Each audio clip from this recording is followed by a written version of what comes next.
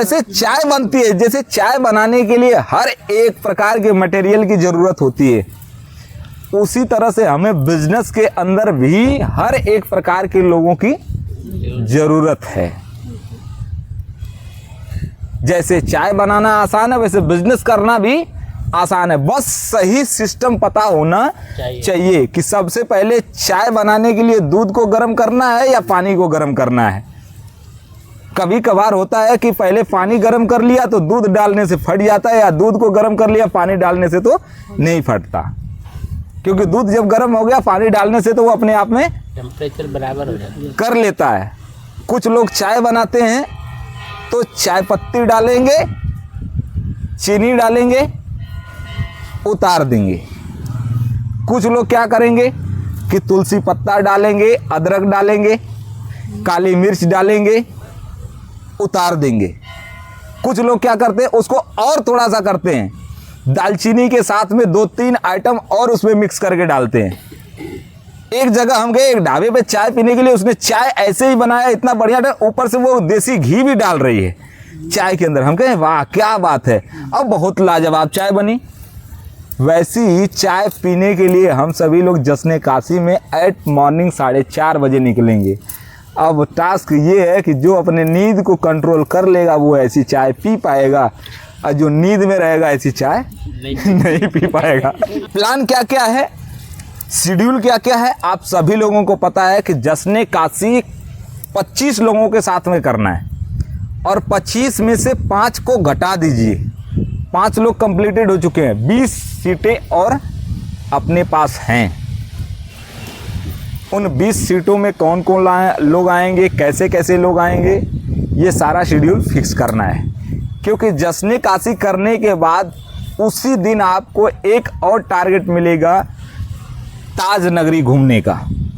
फिर हम आपको लेके चलेंगे आगरा का ताजमहल घुमाएंगे, और आगरा का ताजमहल के बाद भी और भी बहुत सारी चीज़ें हैं जिसको आपको दिखाना है।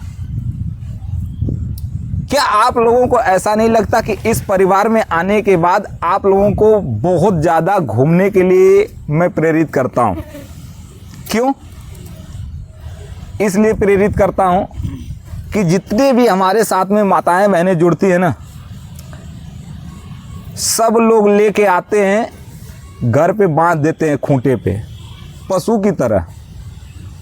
अगर जिस किसी लड़की को ये बात पता चल जाए, आराध्या है कहीं गई हुई, अगर इसको पता चल जाए कि हमें पढ़ाई लिखाई करने के बाद सब कुछ करने के, दूसरे के घर पे जाके बर्तन मांजना है, दूसरे के घर पे झाड़ू पोछा करना है, उसी दिन वो अपने आप को किल कर लेगी। ऐसा है, बताऊँ आपको, जोधपुर में राजाओं का राज है। जी जी जी, वो तो राजाओं की नगरी है। नहीं सुनिए ना आप, तो पहले जो था, जो अंग्रेज थे उस समय, तो राजा महाराज को पिट्ठू थे सब, तो क्या करते थे कि गांव से 10 किलोमीटर दूर लाइन बनाए, तो ट्रेन की लाइन, रेलवे लाइन बनाए थे, इसलिए कि गांव वाले वहाँ नहीं पहुँच पाएंगे तो ज्ञान नहीं होगा, उनको ज्ञान नहीं होगा, इसलिए उन्होंने दूर दूर बनाया।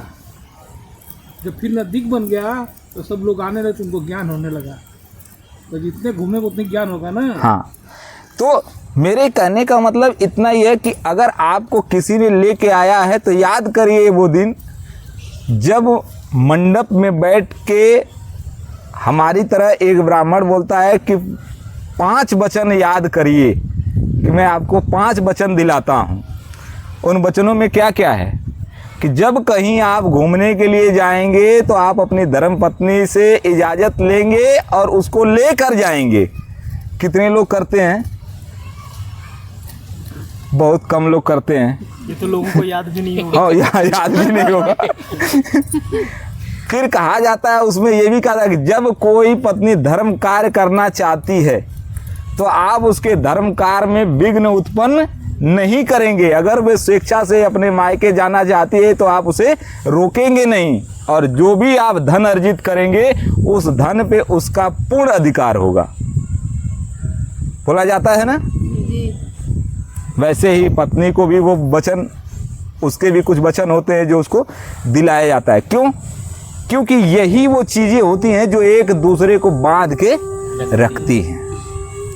और आज यही एक दूसरे को बांध के रखने का नतीजा ये होता है कि हम अपने परिवार को अच्छे तरह से बढ़ाते हैं और अपने परिवार को लेके आगे चलते हैं। जब ये हमारा परिवार है तो हमने भी कुछ संकल्प लिए हुए हैं कि हमारे परिवार के अंदर जितने भी लोग आ रहे हैं, पैसा कमाना ना कमाना ये अलग मर्जी है।